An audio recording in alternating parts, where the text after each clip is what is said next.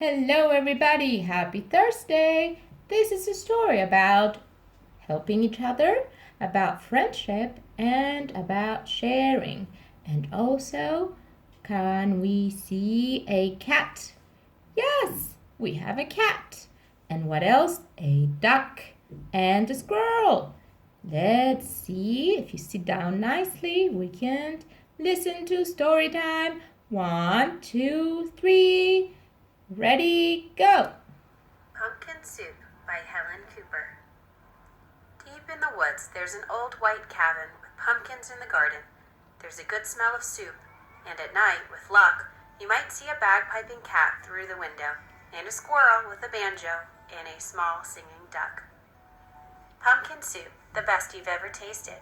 Made by the cat who slices up the pumpkin. Made by the squirrel who stirs in the water. Made by the duck who scoops up a pipkin of salt and tips in just enough. They slurp their soup and play their song, then pop off to bed in a quilt stitched together by the cat, embroidered by the squirrel, and filled with fine feathers from the duck. It's peaceful in the old white cabin. Everyone has his own job to do. Everyone is happy, or so it seems. But one morning the duck woke up early. He tiptoed into the kitchen and smiled at the squirrel's special spoon. "Wouldn't it be fine," he murmured, "if I could be the head cook?" He drew up a stool, hopped on top, and reached until his beak just touched the tip of the spoon. Plonk! Down it clattered. Then the duck trotted back to the bedroom, held up the spoon, and said, "Today it's my turn to stir the soup." "That's mine," squeaked the squirrel. "Stirring is my job. Give that back." "You're much too small," snapped the cat. "We'll cook the way we always have." But the duck held on tight until the squirrel tugged with all his might, and whoops! The spoon spun through the air and bopped the cat on the head. Then there was trouble, a horrible squabble, a row, a racket, a rumpus, in an old white cabin. "I'm not staying here," wailed the duck. "You'll never let me help with anything." And he packed up a wheelbarrow, put on his hat, and waddled away. "You'll be back," stormed the cat, "after we've cleaned up." And the squirrel shook his spoon in the air, but the duck didn't come back. Not for breakfast, not even for lunch. "I'll find him," scoffed the cat. "He'll be hiding outside."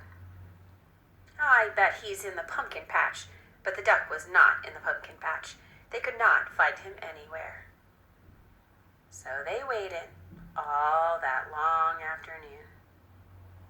The cat watched the door. The squirrel paced the floor. "That duck will be sorry when he comes home," they muttered. But the duck didn't come home, not even at soup time. The soup wasn't tasty. They made it too salty. They didn't feel hungry anyway.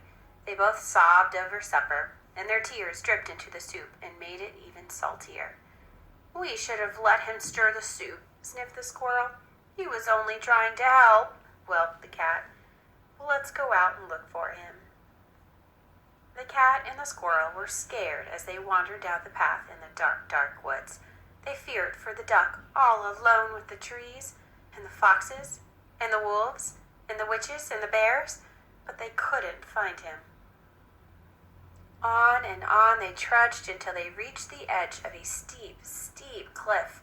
"Maybe he fell down that," wailed the cat. "I'll save him," squeaked the squirrel, and he scrambled down on a long, shaky rope. He searched all around on the ground, but he couldn't find the duck. Then the cat whispered in a sad little voice, "Duck may have found some better friends." "He might," sighed the squirrel, "friends who let him help." And the more they thought about it, and as they plodded back, the more they were sure they were right.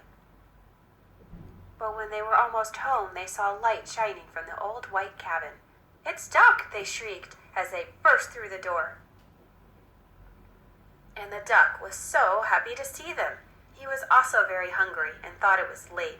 They thought they would all make some pumpkin soup. When the duck stirred, the cat and the squirrel didn't say a word. Not even when the duck stirred the soup so fast that it slopped right out of the pot. Not even when the pot got burned. And the duck showed the squirrel how to measure out the salt, and the soup was still the best you'd ever tasted. So once again, it was peaceful in the old white cabin.